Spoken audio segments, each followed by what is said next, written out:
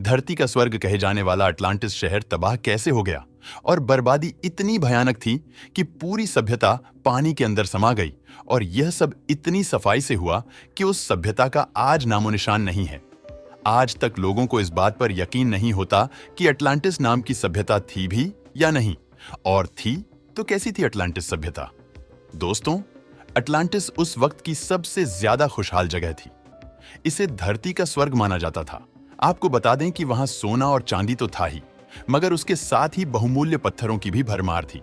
और सोना चांदी तो उनके लिए मामूली धातु थी। जिस द्वीप पर अटलांटिस सभ्यता रहती थी, वहां दूर दूर तक हरे भरे मैदान थे। इसके अलावा जमीन भी बहुत उपजाऊ थी। इंसानी जीवन और प्रकृति का एक परफेक्ट बैलेंस था। बड़ी तादाद में पशु पक्षी थे और फलों के बगीचे भी थे। इस शहर को 5 क्षेत्रों में बांटा गया था, जिससे आप समझ सकते हैं कि यहाँ का मैनेजमेंट और पॉलिटिकल कल्चर भी बिना किसी रंजिश के चल रहा था। अटलांटिस के बारे में ये कहानी प्लेटो की दी हुई है।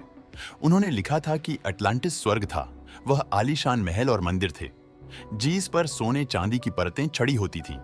मंदिर की दीवारें और आधार स्तंभ भी बहुमूल्य धातुओं के बने थे।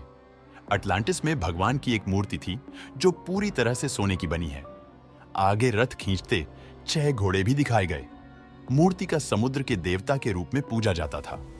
अटलांटिस सभ्यता के राजाओं ने अपने साम्राज्य का विस्तार करने के लिए दूसरे राज्यों पर हमले किए। उन्होंने बड़ी संख्या में नरसंहार कर दूसरे इलाकों पर कब्जा किया। एक समय पर पूरी दुनिया में अटलांटिस के राजाओं का ही राज होता है। ऐसा करने पर ही स्वर्ग कहे जाने वाले शहर को भगवान की सजा उनके गुस्से का सामना करना पड़ा। भगवान की सजा प्लेटो के मुताबिक इस काम के लिए भगवान ने अटलांटिस वालों को सजा भी दी। ये सजा तूफान, बाढ़, भूकंप और ज्वालामुखी के रूप में होती थी। इन प्राकृतिक आपदाओं से अटलांटिस समय समय पर भारी नुकसान पहुंचा, मगर फिर भी अटलांटिस वासी भगवान के इस इशारे को समझ नहीं पाए और अपनी विस्तारवाद की नीति को उन्होंने नहीं छोड़ा। और फिर एक ऐसा प्रलय आया कि वो पूरा शहर डूब गया। और अभी तक इसके बारे में लोगों को सबूत नहीं मिल पाते हैं कि पूरी सभ्यता इतिहास बनकर रह गई। आपको बता दें कि एक दिन उस शहर में प्रलय आया और सब कुछ समाप्त हो गया। असल में वहां एक साथ कई आपदाओं ने हमला किया था। इतिहास के मुताबिक वहां ज्वालामुखी फटा तो समुद्र के पानी से ऊंची लहरों ने पूरे द्वीप को अपने में समा लिया। शुरुआत ज्वालामुखी के फटने से हुई। इससे निकली काली राख ने पूरे द्वीप पर अंधेरा कर दिया। बड़ी मात्रा में समुद्र से राख मिलने लगी और ये इतनी ज्यादा थी कि समुद्र का रंग भी बदल गया। ज्वालामुखी से निकली बड़ी और गर्म चट्टान की मानो बारिश होने लगी। कई जोरदार धमाके हुए और जैसा मंजर डायनासोर के टाइम देखा था, वैसा ही कुछ अटलांटिस के लोगों के सामने आया। लोग इधर उधर भाग रहे थे। तबाही से बचने के लिए बच्चे, बुजुर्ग, औरतें, किसी को कुछ खबर नहीं थी। वो क्या करें?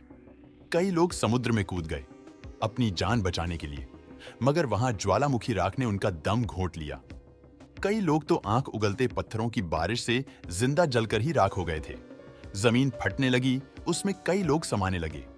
पशु पक्षी, हर किसी को इसका भुगतान करना पड़ा और देखते देखते पूरा शहर पानी में मिलने लगा। इसके साथ वो सारा जीवन, उसके नामों, निशान, हर एक चीज ऐसे गायब हो गई जैसे वहां कभी कुछ था ही नहीं। प्लेटो की इस कहानी पर इतिहास के कई जानकारों ने सवालिया निशान उठाए हैं। उनका कहना है कि प्लेटो की कही बात को किस आधार पर सच मान लिया जाए।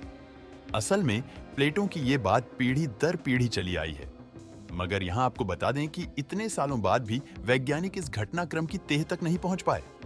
केवल अंदाजा ही लगाया जा रहा है कि उस समय 100 बम फटने जैसी स्थिति पैदा हुई थी, जिसके चलते पूरी सभ्यता का सफाया हो गया। प्लेटो की बात सच हो या कल्पना पर एक सवाल अभी भी कायम है कि क्या कोई प्रलय ऐसा भी हो सकता है जो पूरी सभ्यता को डुबा ले जाए? और क्या हम भी आने वाले समय में अटलांटिस तो नहीं बन जाएंगे? दोस्तों, आपको क्या लगता है? हमें कमेंट में जरूर बताना।